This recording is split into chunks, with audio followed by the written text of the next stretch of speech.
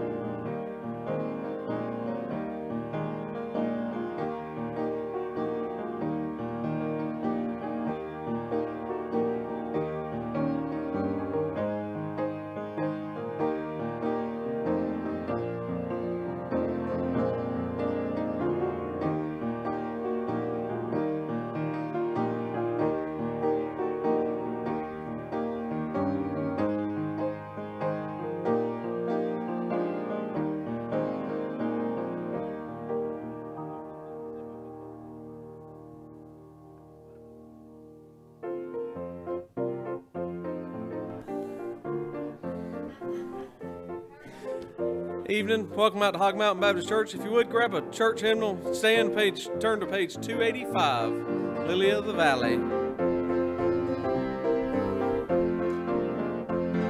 Have found a friend in Jesus, he's everything to me. He's the fairest of 10,000 to my soul. The lily of the valley, in him alone I see all I need to cleanse and make me fully whole.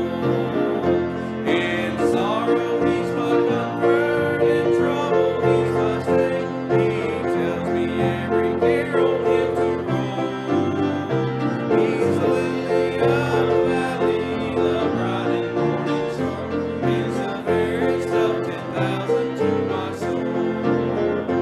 He all my grief has taken and all my sorrows borne. In temptation he's my strong and mighty tower. I have all for him forsaken and all my idols torn from my heart, and now he keeps me by his power. Though all the world forsake me and Satan tempts me sore, through Jesus I shall safely reach the goal. He's the lily of the valley, the bright and morning star. He's the fairest of 10,000 to my soul. He will never, never leave me, nor yet forsake me, while I do faith and do his blessed will. Of all the fire about me, I've nothing now to fear. With my belly he my hungry soul shall fill. Then sweeping up to glory to see his blessed face, where rivers of good life shall ever roll. He's the lily of the valley, the bright and morning star. He's the fairest of 10,000 to my soul. Let's go. Amen. Good to see everybody out. I'll go over the announcements for you real quick. Don't forget homecoming coming up, 165th anniversary. That's January the 20th at 10:30 a.m. We won't be having Sunday school that morning, but we will be having singing, Echoes of Mercy singing, and then men's prayer breakfast will be January the 26th at 8 a.m. Still don't know exactly where that's going to be. Is it going to be here? We do now. So it'll be here at the Fellowship Hall at Hog Mountain. Definitely come for that. And then the North East Georgia Independent Fellowship meeting will be at Mount Sinai, and that's at 7:30. So just remember all these announcements, and we'll go to the Lord in prayer, and we'll get started. Brother Mahaffey, how about you leading us? Heavenly Father, Lord, we thank you, Lord, tonight, God, Lord, tonight, Lord, be in your house, Lord, tonight, Father, Lord. We just ask you, Lord, to bless each and every one that's coming up this place tonight, Lord. We pray, God, for the one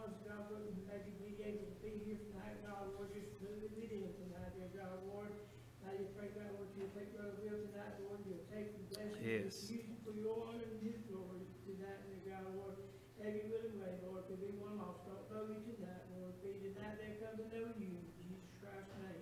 Amen. Amen. If you will, at this time we'll be taking up our offering. If we can get our ushers here.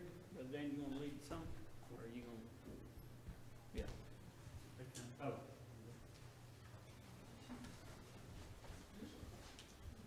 CJ, you want to bless this offering? Yes, sir. Thank you, Lord, for this day. Please, Lord, bless this offering. Your will, your way, Lord, for Jesus' name, Amen. Page 212.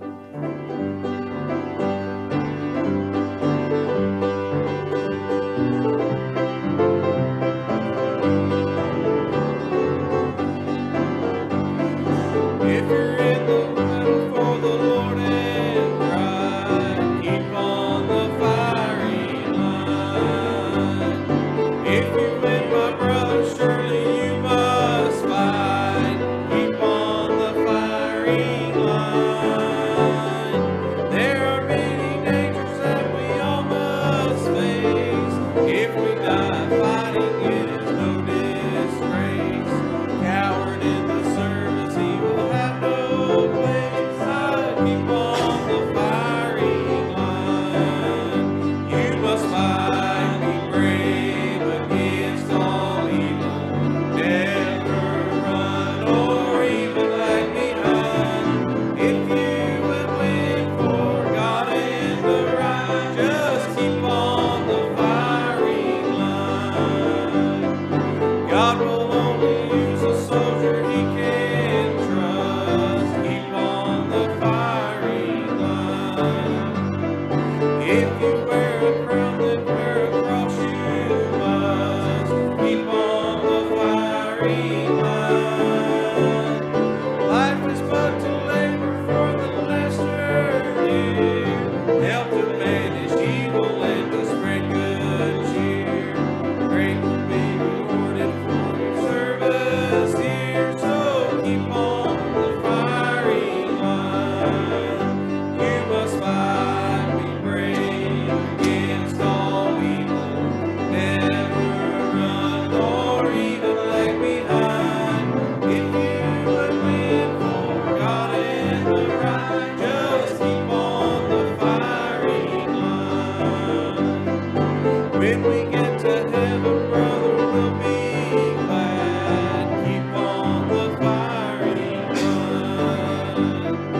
Our praise the Savior for the call we had. Keep on the firing line. When we see the souls that we have helped to win, leading them to Jesus from the paths of sin, with a shout of welcome we will all march in. So keep on the firing line. You must fight, be brave against all evil. Never run nor even lag behind. If you would live for God and the right, just keep on the firing line. Thank you for that. Y'all can all be seated. Let's try page 393 when we all get to heaven.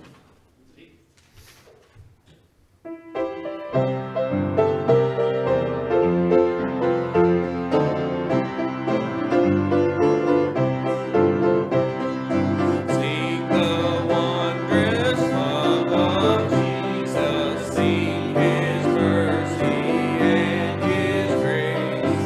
In the mansion bright and blessed, He'll prepare for us a place.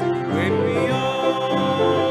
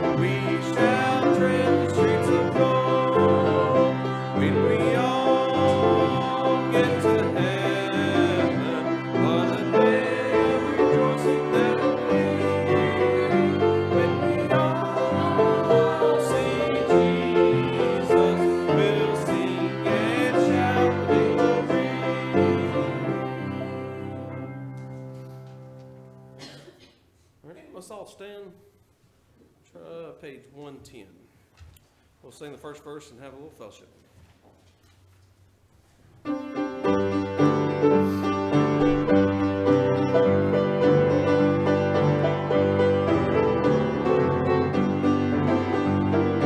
Some glad morning we shall see Jesus in the air, coming after you and me, joy is ours to share. What rejoicing there will be when the saints shall rise, heading for that jubilee yonder in the skies. Oh, what singing, oh, what shouting on that happy morning when we all shall rise. Oh, what glory, hallelujah, when we meet our blessed Savior in the skies.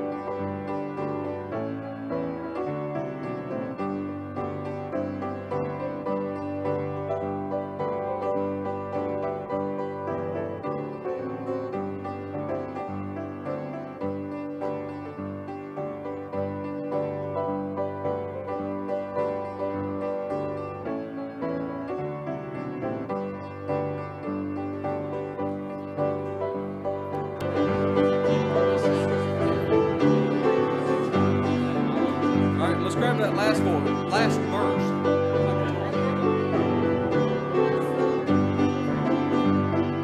When with all that heavenly host we begin to sing, singing in the Holy Ghost, how the heavens will ring. Millions there will join the song, with them we shall be, praising Christ who ages long, heaven's jubilee.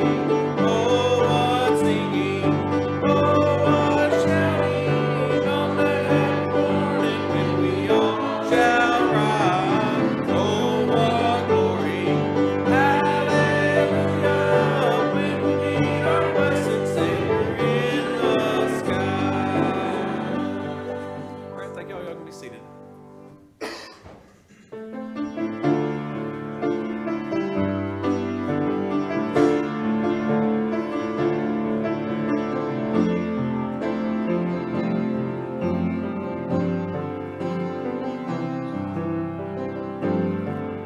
It's funny how we do it, the plans for our life.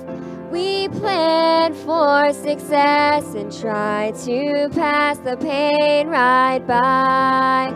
But it just doesn't work that way. God has a different plan. He works in ways we cannot see, beyond the scope of man.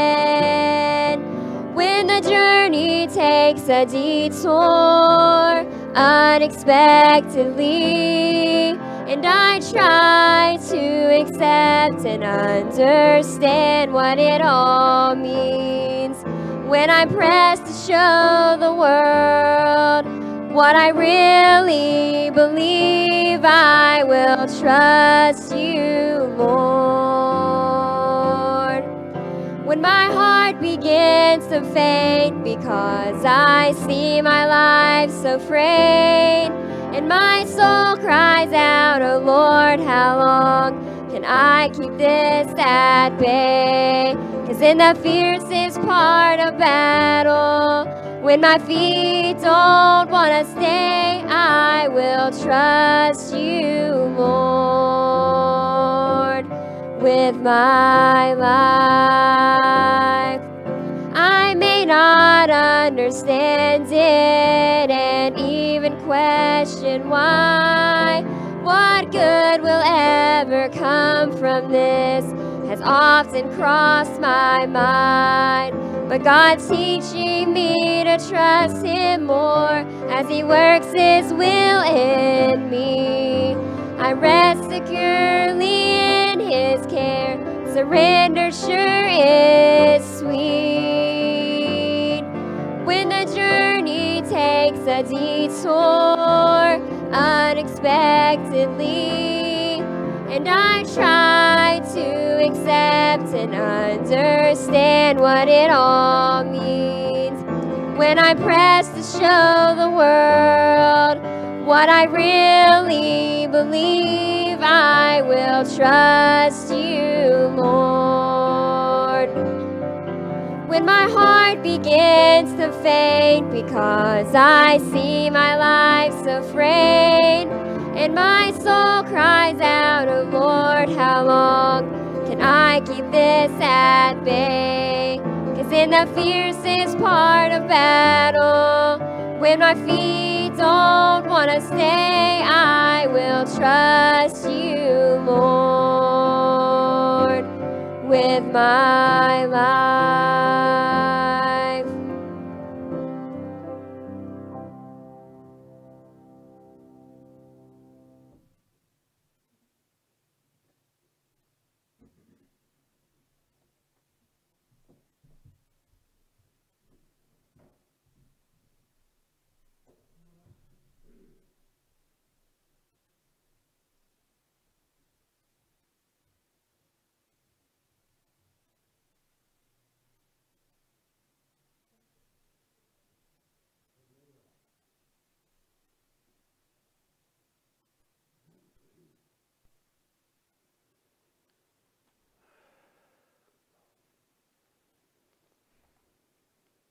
Well, I'm seeing it up there. Anybody that wants to, we're going to be trying to, or at least I am, going to try to go to Faith Harbor tomorrow night to their revival. So if anybody wants to go, let me know. Lord willing, I'm going to go. Did you say something? No. No. Been a busy week this week.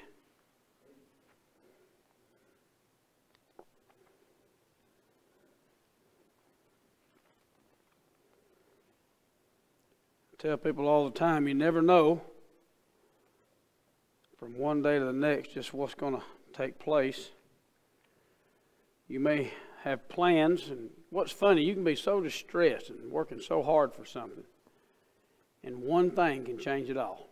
I mean, one death in the family, death in somebody else's, one problem can just all of a sudden the things you were so concerned about just fall to the side. It's not even important anymore, and you know what I mean? It's funny how that happens.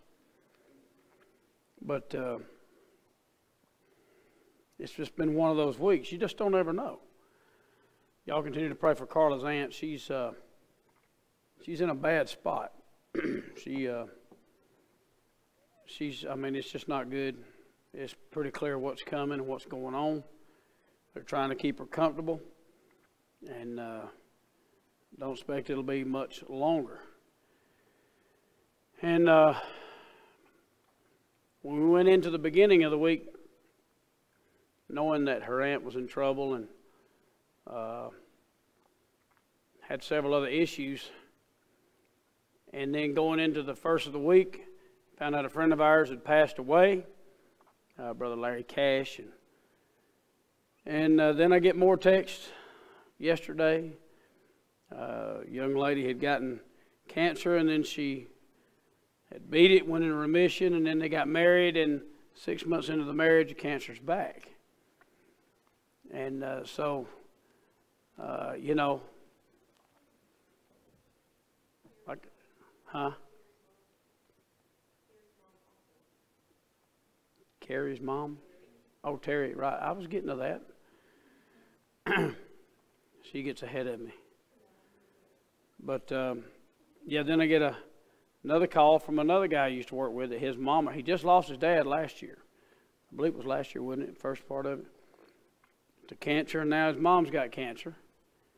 And asking us to pray for that. And sometimes when I talk about the systems and the way they're set up, I get aggravated. And I get short. But here this lady is, the husband is on disability.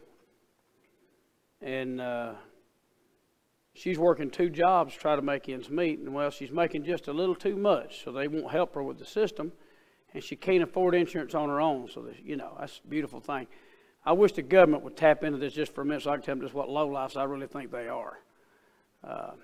Take care of the people that don't build the country, but let the ones that's built it just go to rot. I mean, it's just sorry. So I have no use for any of it. But anyway, that kind of stuff irritates me. You help the underdog.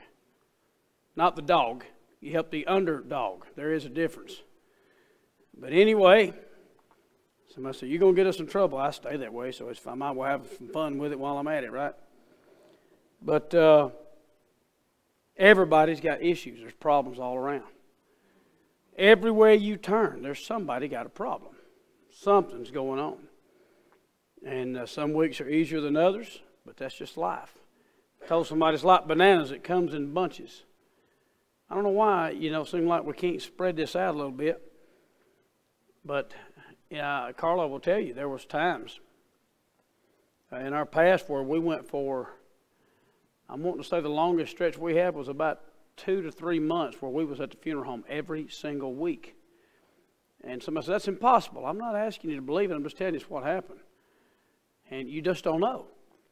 But it got plumb depressing, you know, going to the funeral home. And what are you saying, preacher? I'm saying keep your focus on what matters. Keep your focus on what matters. Don't wait till you're pushed or jolted into having to get your perspective back in order. Trust me, God knows how to get your undivided attention. Like I said a minute ago, the things you're taking to be so important right now can change like that. I mean, in the twinkling of an eye. So don't wait. Keep the perspective where it needs to be. I was listening to a song. You may turn to Psalms chapter number 40 this morning. And like I said, the last few days it's been kind of heavy. I ain't been sleeping too much. And Monday night, went and seen one of my former members. He's quit taking the chemo. The cancer that came back is more aggressive than any cancer he has had for the last 3.5 years. And the treatment he was taking was making him so sick. He said, I'm just not doing it again. And within 3 weeks, the man's lost over 25 pounds. And went by and seen him, and he looks pitiful. I felt bad, but we know what's happening. No question what's going on. So Monday night we visited with them for a while, and then last night We went to the police and the pizza thing over at Mount Sinai, and they're trying to get more secure in the areas that are in bad shape, lighting and things of that nature. And I got some information I'm going to pass on to Brother Scott and our guys. I got the head person that teaches and does all the setups of classes for security, self-defense, a whole list. I got the whole printout. I didn't know they did all that stuff. And I know we got John and a few guys that are on the county, but this lady was like the head one. That's probably who he would have to go to. And super nice people. But here we had a whole other section of concerns. They're concerned about other stuff. And tonight we'll be at church. Tomorrow night we'll be in revival. And it'll be a whole other different deal. You see what I'm saying? Everywhere you go is a different situation. Carla gets the call about her aunt, and trying to get with her dad to get him down there to see his sister one more time. You get to work, things are going pretty good one day and not so good. Work's just work. You know how it is. Some days good, some days not so good. And but I'm thankful that for the most part things are pretty steady, pretty solid. But I'm telling you, you better keep your eyes on what's going on. We get distracted, don't we? America has to be one of the most spoiled nations in the world. Has to be. And I'm not saying that critically. I'm just saying we are. Most spoiled people I've ever seen in my life. If the Great Depression were to happen now, you'd see a different outcome. I believe you would. The first one, you go back and study, and everybody band together to help each other. Nowadays, if that's were to happen, it'd be, I'm going to rob from you to get what me and mine need, and that's it. It'd be a knockdown, drag out. We'd probably wind up with a civil war. We'd wind up with a war going on right in our own neighborhoods. That's what would happen. Seems it's all about me and mine alone. People are putting their faith in all the wrong things. It's the beatingest thing I've ever seen. Psalms chapter 40. Verse 1, he says, I waited patiently for the Lord, and he inclined unto me and heard my cry. He brought me up also out of a horrible pit, out of the miry clay, and set my feet upon a rock, and established my goings. He hath put a new song in my mouth, even praise unto our God. Many shall see it, and fear, and shall trust in the Lord. Blessed is that man that maketh the Lord his trust, and respecteth not the proud, nor such as turn aside to lies. Somebody said, what is he getting at there? Well, a lot of people say one thing, but their actions say another. Now, even at the church,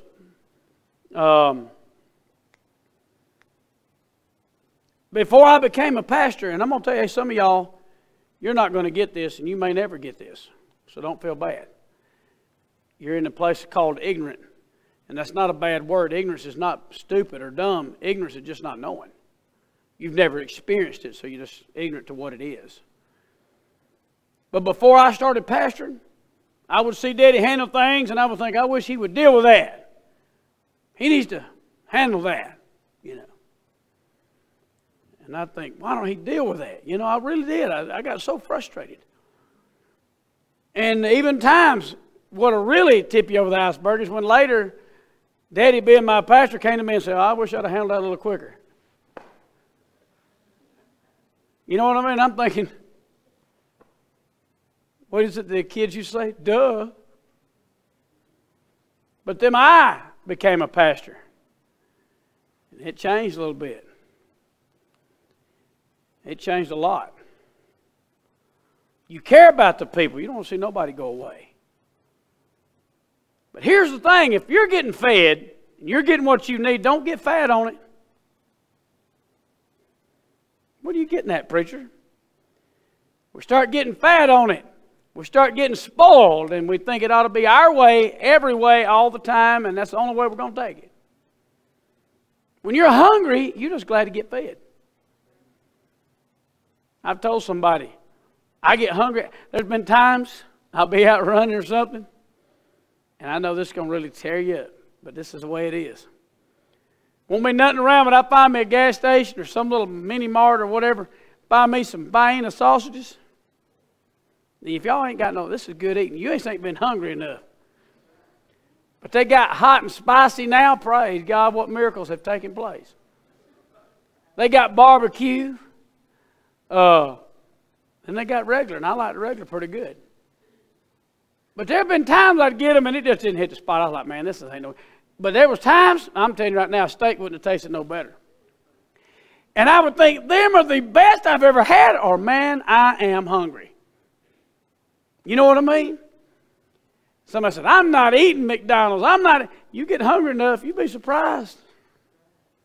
But we don't get hungry. Most of us eat because it's time to eat, not because we're hungry. Somebody said, I've never experienced that. Well, I'll tell you what you do. Take a cruise and you'll get a good dose of it. By the end of that cruise, it's 12 o'clock. Oh, God, we got to go eat. I mean, we paid. I'm getting my money. I ain't hungry. I'm actually about to die. I probably done gained about 15 pounds, but hey, it's lunchtime. We have got to eat. Y'all know what I'm talking about. You know, you don't eat because you're hungry. You just eat. And it's good. I ain't going to lie. I've learned how to pace myself and enjoy some of it. But if we're not careful, we forget the whole point of this whole deal.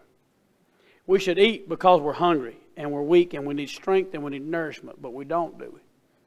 We should go to church to worship the Lord and nothing less, nothing more, to worship Him and be thankful we got a place to worship. If you feel His presence, that's all that should matter to you. Don't worry about the rest. Amen. You back the man of God, that's what you ought to do. Get in there and back Him. Sometimes you need blinders to do that. I get it. But you just get in there and back the man of God and do what He tells you to do. That's all there is to it. It ain't always going to be easy. It ain't always going to go your way. Just call, what was it, Burger King? Have it your way. Or one of them used to say that was their slogan. It ain't going to be your way, because there's times I got stuff that I ordered and it still wasn't the way I wanted it done. But are you hungry? If you're hungry, you'll get fed. And you won't care what it takes to get fed. You'll just be glad you got a place you can get fed. Keep your focus. This may not be for none of y'all that's here, and that's fine. Maybe God's preparing you for what is ahead. You ever seen, I don't know about this, I always compliment them when I see them. These people that are in hospice, the nurses, those are special people. And those of you that don't understand what I'm saying is because you ain't never been there and you don't know what they do. Well, I have. And they are special people. They have got to be part angel to do the job that they do. Even Miss Brittany and Brother Jared. Jared, I don't know so much, but Brittany for sure. I don't see Angel and Jared. You know what I'm saying? Nothing but love, brother. But to deal with the things they deal with, I couldn't do it, Miss Linda. If it was up to people like me, we'd all die. And we'd die early because there ain't no way. I can't do that kind of stuff. But ain't you glad somebody does? Ain't you glad somebody does?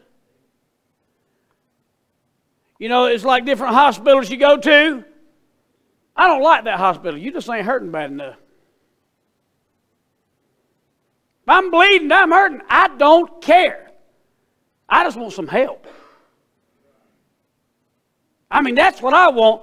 We should judge the care and judge the rating of the hospital according to the care that we get as far as healing.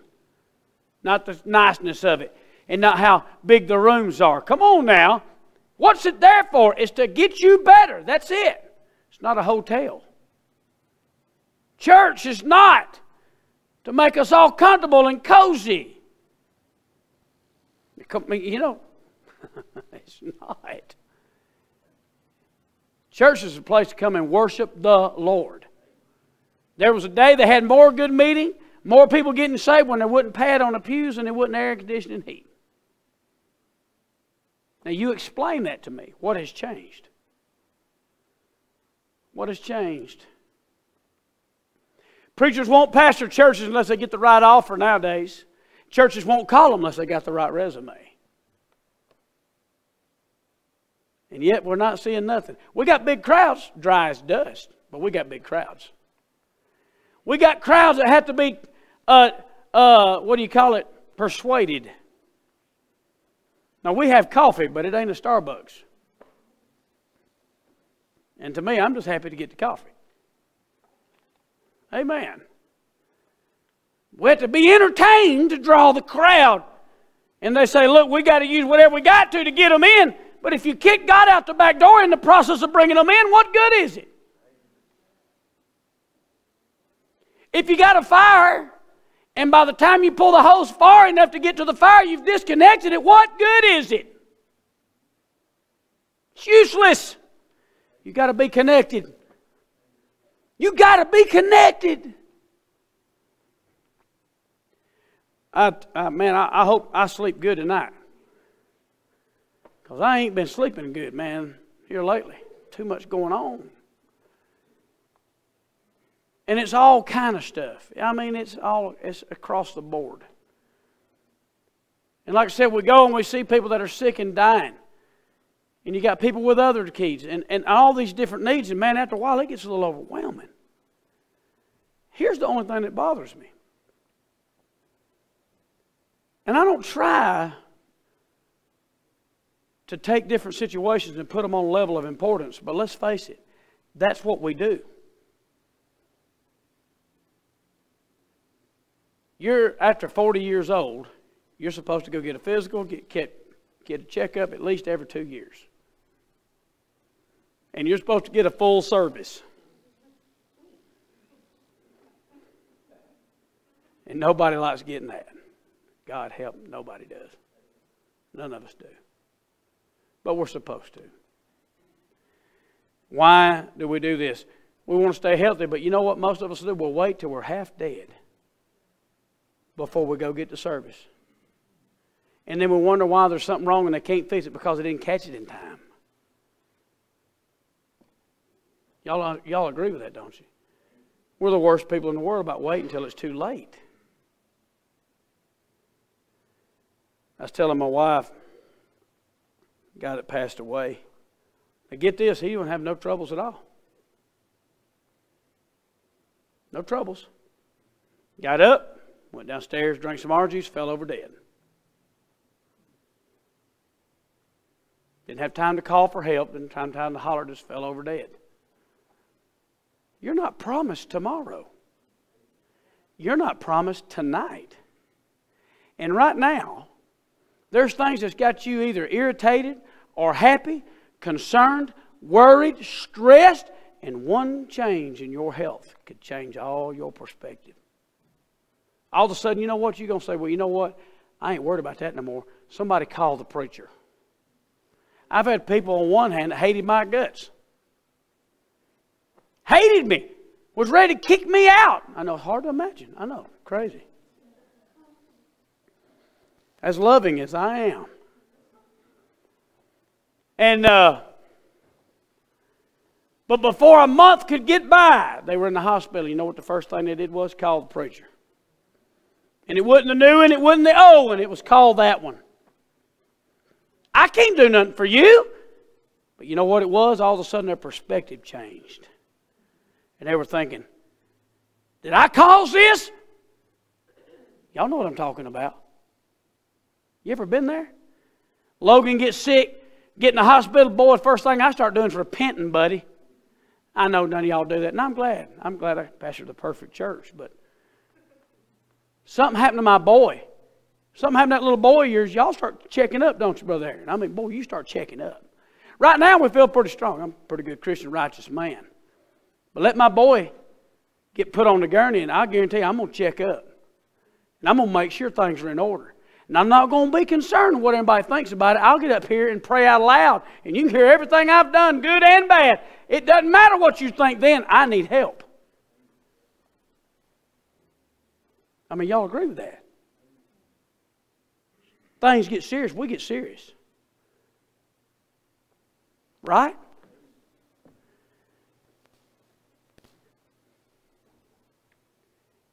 Be careful to remember who the enemy is. The enemy is not me. The enemy is not you. I'm not going to let you get me down and mad at God. Is that fair? And I'm going to ask y'all to do the same for me. Is that fair enough? I think that's a fair deal. We're going to just love each other. Because let's not forget the enemy is not us, it's the devil. It's the devil. Don't forget that. God never hated the person. He hates sin. And sin comes from who? The devil. So that's where your key of hatred comes. It's the devil. Don't get mad at each other. Don't get mad at people. Get mad at the devil. He's the author of confusion. He is the very epitome of confusion. He's the one that stirs up trouble in your life. He's the one that causes you to get upset with each other. Don't let the devil come between you and the church house. Don't do that. Because it ain't God. God's not within 50 miles of it. It's the devil. God is not the author of confusion. He's the author of taking confusion out of the equation. Where God is, there's peace. Where God is, there's stability. But preacher, what about, don't worry about you. Don't worry about others. Just worry about doing what God tells you to do. It's called faith, and it's not easy.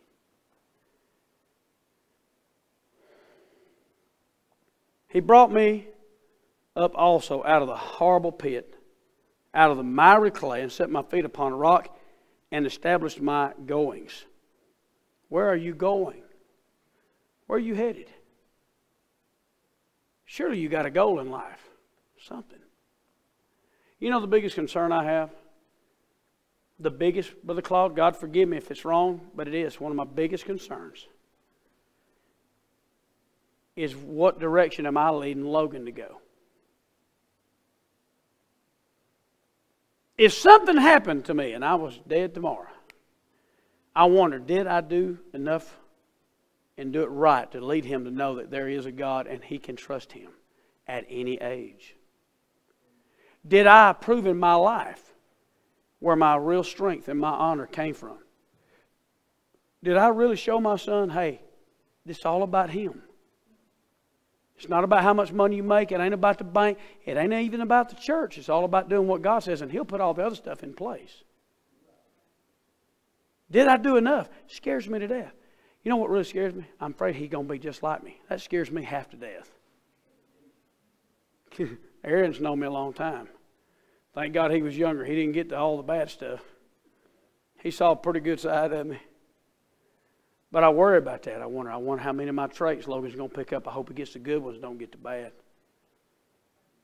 I don't know about none of you, but I remember me as a teenage boy, and I struggled, man.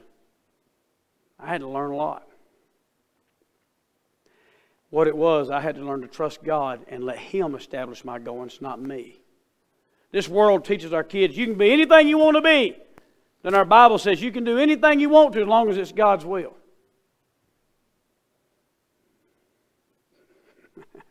It's the truth, isn't it? It's not our plan, right? It's God's plan. But if we're not careful, we mess it up. We fill our kids' heads full of the wrong ideas.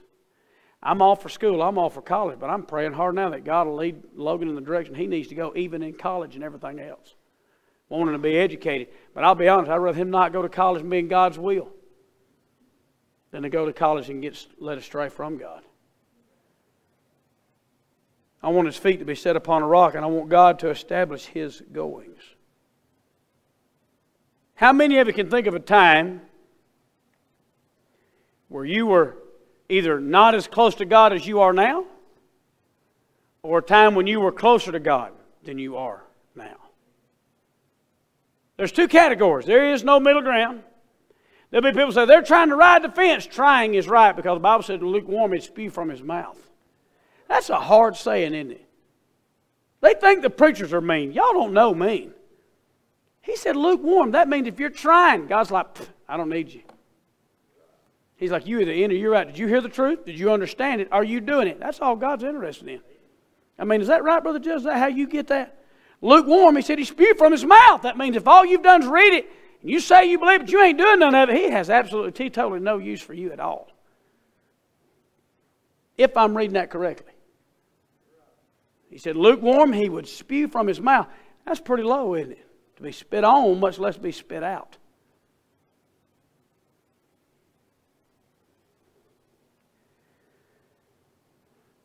I looked up this word because at the beginning of this week, it's where I was. And you will be before it's over. Now, these young people, I get a chuckle when they tell me their biggest concerns. And I remember when it was mine, but now, oh my goodness, those things ain't no big deal. My concerns are way yonder different than they used to be. From the end of the earth will I cry unto thee. When my heart is overwhelmed, lead me to the rock that is higher than I. That's Psalms chapter 61 and verse 2. You will find a place where you're going to be overwhelmed. Somebody said, what does that mean? That's when you get in a place where you can't seem to find your way out. You can't get an answer. You can't get a solution. And for me, Brother Claude, I've dealt with a lot of things. I've been very blessed. I can usually juggle a lot of things at one time, but there's times I get just a little too much. You know. Too many calls about death, too many about sick, too many about this, too many. And next thing you know, I'm in a whirlwind. And what I've learned that causes me to get overwhelmed is when I can't find a way to start fixing something. How do you get out of being overwhelmed? Start with one thing and solve it and move to the next. If I can ever get an answer on one issue and move on, I start calming down. Start figuring out my issues. Even at work, it's overwhelming. Getting all the paperwork started, make sure everybody's in line, make sure the part, make sure it's right. Because there's guys depending on what I do to make sure they get done what they need done. And I have to start and finish something. If I can check it off my list, I can forget about it and move on to something else. If you're getting overwhelmed in life, if I was you, I would start by prayer. Preacher, what am I to do? I can't hear from God. Pray till you do. Preacher, I've been struggling. And like I said, now you listen to me very carefully as a preacher and a pastor. You listen to me. If I get overwhelmed, I guarantee you, you will as well. I put on songs this morning going to work. And you know what? I couldn't even get into it. I wasn't even comprehending what they were singing. Couldn't even get into it. Could not grasp what they were saying. What happened? I was crying. My heart was overwhelmed. And I was needing the rock. And I was having trouble even getting to that. There's going to be times you're going to pray. And it's going to seem like your prayers hit the ceiling. You're going to get overwhelmed. Lead me to the rock that is higher than I, verse 3. For thou hast been a shelter for me, and a strong tower from the enemy. I will abide in thy tabernacle forever.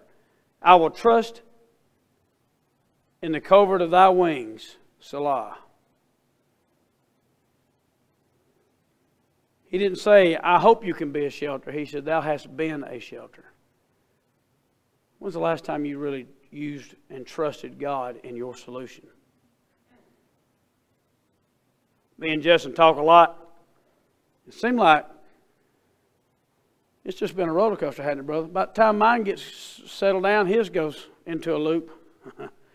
And by the time he levels off, mine hits a loop. And you want to see a real mess at Hog Mountain Baptist? Let us both hit the loop at the same time. Then we're both just, I don't know. I mean, we call each other and it's like, I don't know. He's like, I don't either. What about, well, I guess we'll just pray about it. Yeah, I guess we will. I mean, there's no, right now, I bet if I went to each one of you and said, what is your biggest concern? Y'all would all have something that is your biggest concern, right? Everybody has a concern. And you be concerned about it. There's times you're sitting at church and you think about it. And there's been times, Miss Linda, even me, have so much going on. I'll be in a service somewhere and I have to stop myself from thinking about things that's outside. I have to control that. But I just want to put you in another perspective. And then all of a sudden, and let's just pray that this never happens, especially because of my position. I promise you, this is something I hope and pray never comes our way. But all of a sudden, a door breaks open. We hear gunfire. Things start changing. You mark my words, your perspective's going to change. You'll have a hard time remembering what it was you were concerned about before. Preacher, that won't never happen. I bet them churches had it happen said that too.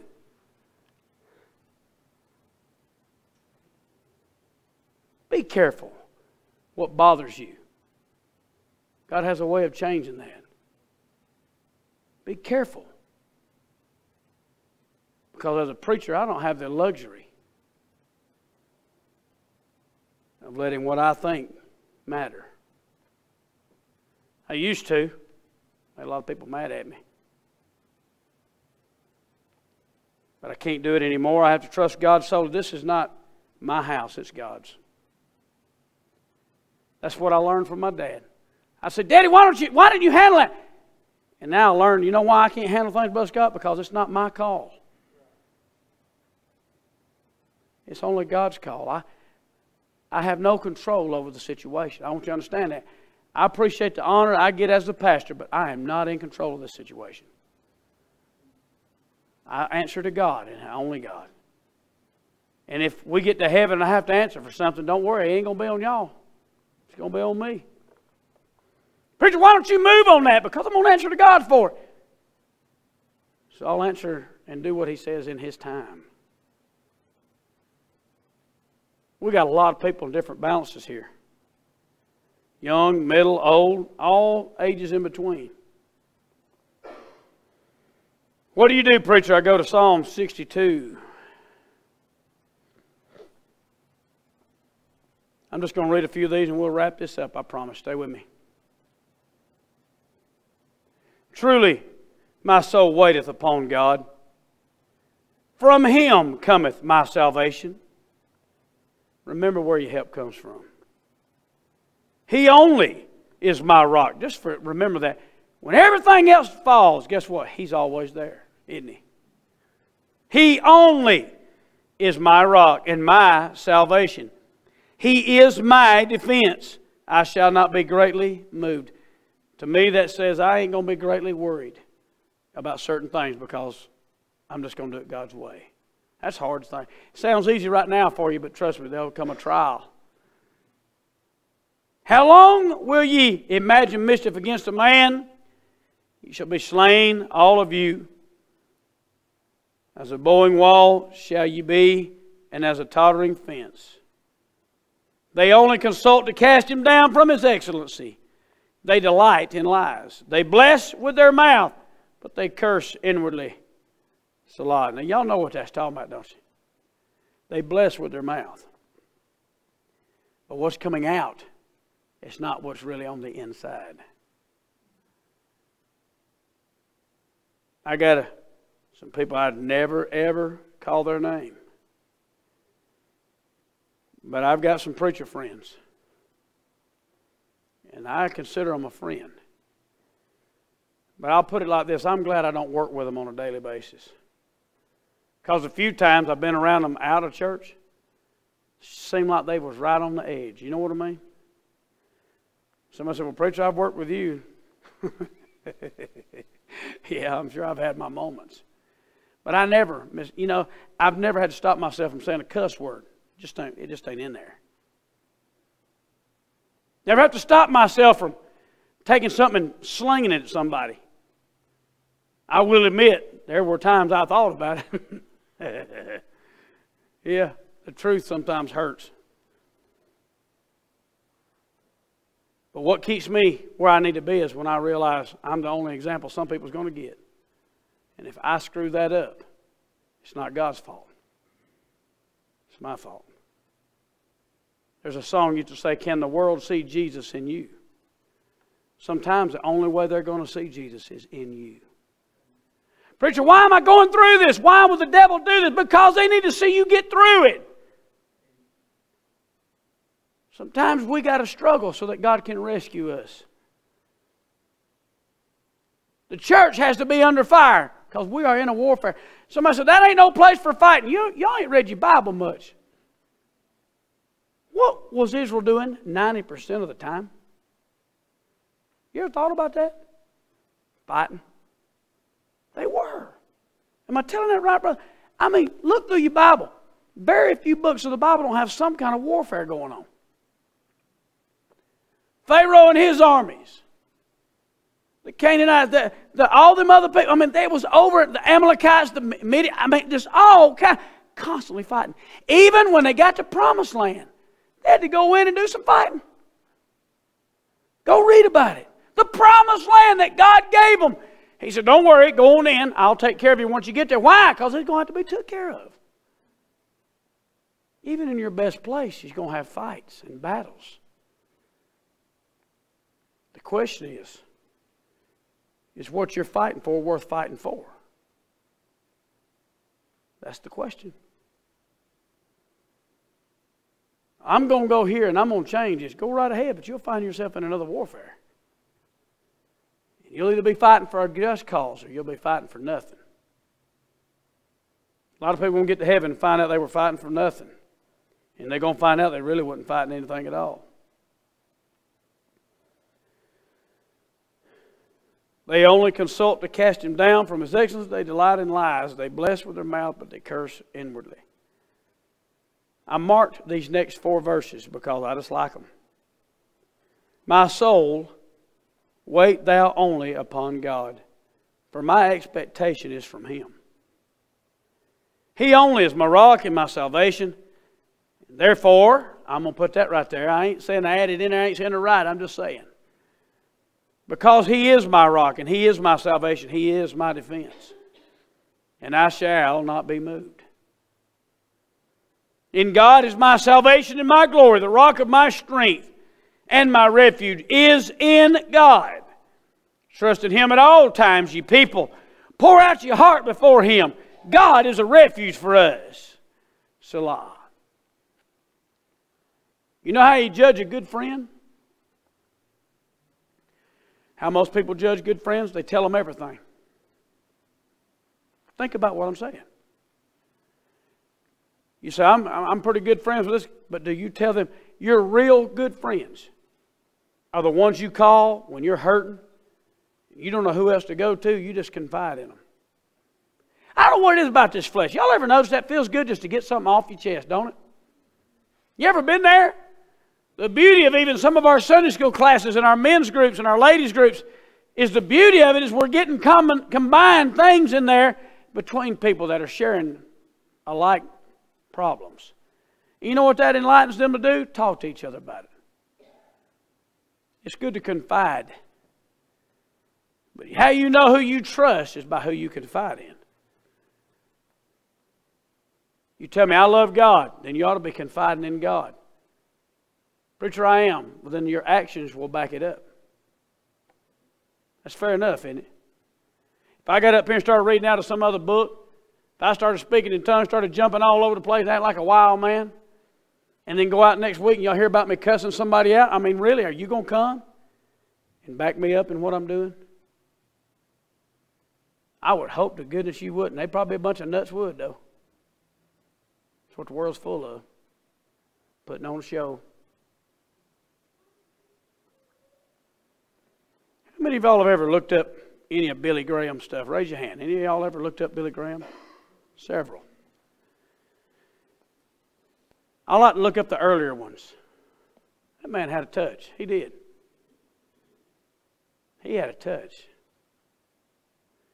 They once said it was Billy Graham, I do believe, was fixing to get on the elevator and a woman got on just ahead of him and he backed away. Later on he was asked about that and he said, because I don't want to have anybody have any cause to question my integrity. Wouldn't even get on the elevator with a strange woman just to keep that out. How many of us are that protective of what we do? You know, the good thing, I'm looking over the crowd and everybody that's here tonight I feel pretty solid about. I believe that. Everybody here tonight is here to try to live for God, try to serve him, try to learn about him, try to really honor God in our lives. And the ones that aren't here always concerns me. I can't help it. It worries me. But some of you are questioning, why does it have to be so hard? And if you aren't, you will be. Preacher, you gloom and doom. No, it's not all gloom and doom. See, God does it. The Bible says His strength is made perfect in our weakness. So unfortunately, He has to keep us kind of down so that we can keep Him where He deserves to be.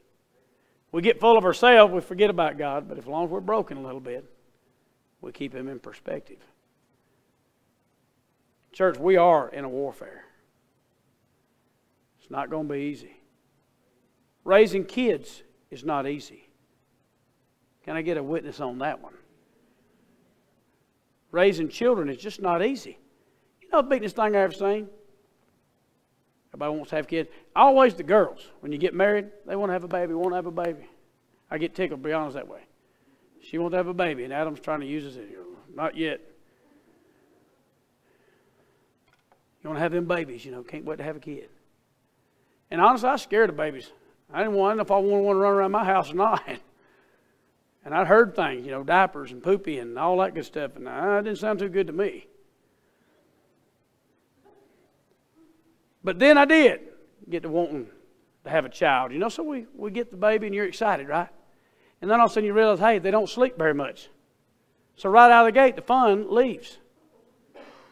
Y'all can say what you want to. I got to pray. Yeah, whatever. Call me at 4 o'clock in the morning and say how excited you are. I mean, you're dead to the world, man. I would be at work holding the operating thing, and they'd laugh at me. I'd be standing there going to sleep, holding the control. They're laughing at me. The joys of childhood, having kids. Then they get older, and you're excited. They can talk, and then you're thinking, well, this is what I was waiting for? Because then they never stop. Talk about everything under the sun. And me and Carla both, we're like, dear Lord, that boy can talk. He gets it honest, I guess. But as they get older, all of a sudden, guess what? The worry changes. It don't go away. It just changes forms. You worry as a child, they're going to fall or bump their head. They get bigger.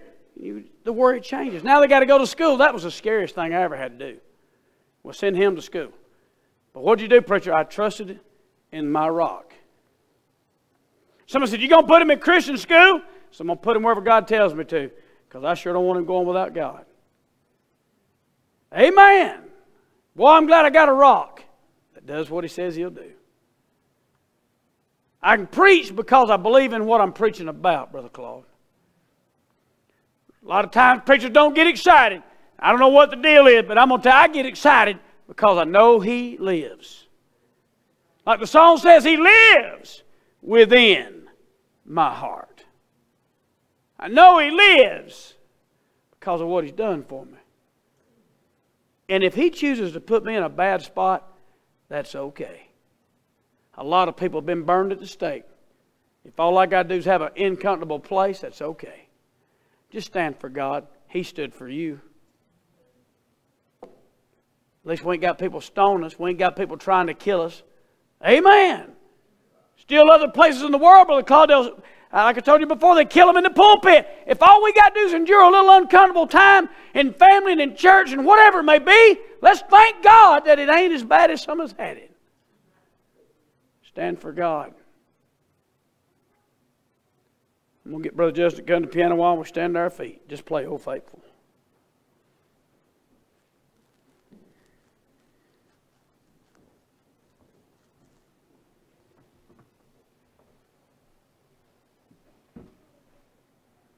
Like I said, through the weekend, through into Monday, just kept getting calls. This one's sick. This one's dying. Preacher, pray for me. Preacher, pray for me. Preacher, help us with this. Preacher, we got this going on. Preacher, pray for me. I'm thankful I'm in a place where I got people I can call on to help me. I'm going to tell you something. This church right here, I want you to understand something, and I feel this way about every member. You should. Brother Scott, I'm not here tonight because I think this church needs me. You better listen to me. I'm cautious when I say this, but you're not at this church because the church needs you. There's plenty of other places. But we're here tonight because we need the church. You're going to need this place. I ain't talking about the building either. I'm talking about the place we're in, where God meets with us. Church is kind of like a fruitcake. There's always a few nuts in the mix. That's just the way it is. Y'all don't smile. It's okay. You take the good with the bad. I went to school. I didn't like all of them because some of them were mad, some of them were ill, some of them were happy, some of them were more popular, some of them were better looking. Hard to believe, but it was. I went to my jobs, and there was always one. Seemed like every job I've ever had. Till now, there was always a drunk, somebody on dope. It never was the perfect situation. What'd you do? I just dealt with it. Folks, if we can give the world our time to do that, surely we can do that for God's house. Just trust Him. Trust Him. I'm not saying trust me. I'm not saying trust yourself. I'm saying trust God. We are in a warfare. And I'm thankful, Brother Claude, that if trouble comes my way tonight, and it could, I'll send out a group text, and I'll say, pray for me, and I'll know I got people praying for me. That's worth more than gold. You better listen to this preacher. I ain't much. I'm not real smart. But I know what I'm talking about. Broken homes, death, everything you can imagine in between. God's always been faithful. But preacher, I'm getting tempted. Well, who ain't? I get tempted every day. Every day. The Bible said, Paul said daily he repented. Why do you think he had to repent every day? Because he got tempted every single day. It's not going to be easy. It's just going to be worthy. You're going to stand before God. I want him to say, well done. Well done. You endured some hard times. You endured some conflict. You endured some temptation. You wasn't perfect. You didn't do it all right. God's probably going to say, you got on my last nerve a few times. But at the end of the day, you stayed the course. And you stood for me. Sometimes standing means more than anything. It's not easy. It's just got to be. Brother Justin's playing Just As I Am. That's one of my favorites. God took me just as I was. I've seen him do things I didn't deserve. Have you ever stopped? And I promise I'm trying to get finished. Somebody needs to hear some of this. Have you ever stopped and looked back and just realize how much God has done? You ever do that? I look back to what I was at the first time I started pastoring, Brother Justin. Thank God I ain't the man I used to be. Boy, he's good. I mean, he is the best friend I have ever had. When I'm overwhelmed, he pulls me from the mire of sin and the mire of those hard times and the overwhelming facts, and he puts me on a rock. Puts me on a rock and says, that's mine. I'll take him if nobody else does. I'm glad he loves me.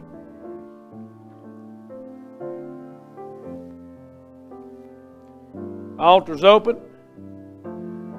You do whatever God tells you to do tonight. This is one of them services where I'm just going to thank him for a few minutes myself. There's nowhere in the rule book that says I got to wait for y'all to come and pray before I can. But I'm just going to pray a few minutes myself. And just thank him for what he does, for protecting me against things that I didn't even know he protected me from. We've been talking about different families, haven't we? Boy, God's been good. Broken homes, what messes they're in now. Death has came and it's just a mess. Boy, I go home, I got peace. God's been good to me. Be a good time tonight just to thank the Lord for what he's doing in your life. For whoever it needs to see it. Altar's open.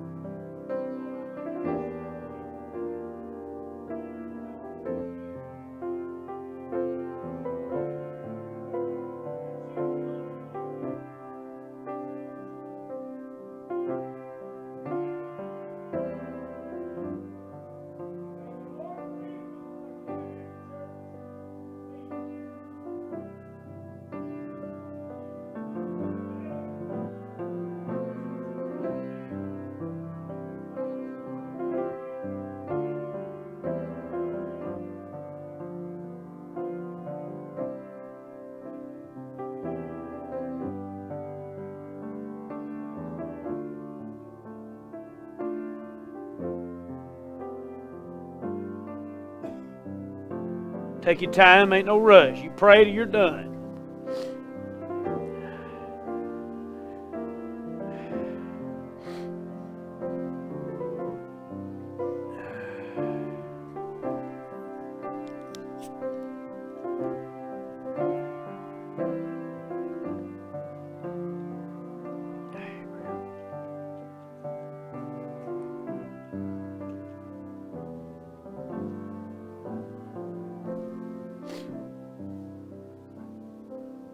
Right quick, we're going to be having some meetings with teachers and workers and some of the younger couples, whoever can. We're going to change some things up.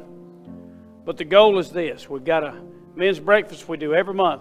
And by the way, this month we're going to kick off the new year, men's breakfast with Brother Mike Soup. We'll be kicking us off speaking. It'll be good. If you never heard him, so be praying for that. Carla's going to be kicking off speaking at Gloucester's ladies' meeting. February will be their second year, but they didn't have it in January, did they? Did they? Okay. Anyway, I'm going to say we're going to kick it off with Carla. So, Carla's going to be doing that with the ladies. We're going to be doing this stuff with the men. And by God's grace, we're going to start every month. I'm going to be doing something with the Sunday school. I don't care if we do it all together. But every month doing something with the kids in Sunday school. Like I said, I don't care if it's one big group. I don't care. But we've got to do something every month with those kids. Someone said, "Preacher, you realize how much that's got going on?" Yep, sure do. I probably won't be happy till we're doing something every single week. What about Fifth Sunday? Give me time. I'll come up with something. I want to have us so busy we ain't got time. But to do what God's called us to do. I remember the best memories I got is when we was at the church every night nearly of the week. Yeah, every night playing ball, basketball, softball, choir practice, Wednesday night. It was good too. Best times of my life was wrapped around a church house. Amen. Good times. We got kids, y'all. We need to take advantage of it. I'm not saying patronize them. I'm not saying bribe them. I'm saying just show them the real deal. Amen. And the meetings we're going to have, if you don't love them and you don't want to do nothing with them, then that's fine. Don't come. But the people that genuinely love these kids, you want to see them do something, be here. We're going to be having some meetings real quick like. Start setting it up. Amen. I'm excited. Y'all should be. Look what God's doing. Amen. Look what God's doing. Y'all hear me say this a lot. Juan Carlo, you come on. Oh, Aaron here. How old was you? Sure enough, I can't remember. When was it, Victory? You was young, wasn't you? 99. So how old have you been in? Good Lord, I can't do the math. He was young. 12 years old. He was 12 years old, coming with a friend too. He wasn't even a direct contact with the church. He was just a friend. Little did we know that 20 years later we'd be here. Now, wouldn't it be awesome for Aaron and y'all? I want y'all to have that experience, to teach somebody when they're little kids, right? And next thing you know, they're going to come up, look you in the eye and say, I remember you helped me when I was a little kid. Now, I ain't going to tell you right now, that'll touch you. That'll get you. And I want every one of us to have that experience, but you're going to have to work with the kids to get it. Amen. So y'all be praying about that, and we'll get other things going, but I want to see Hog Mountain do more than it's done in 165 years. Boy, that's a big call order right there, ain't it? Do more than we've done in 165 years. Anyway, if there's nothing else, all hearts and minds clear,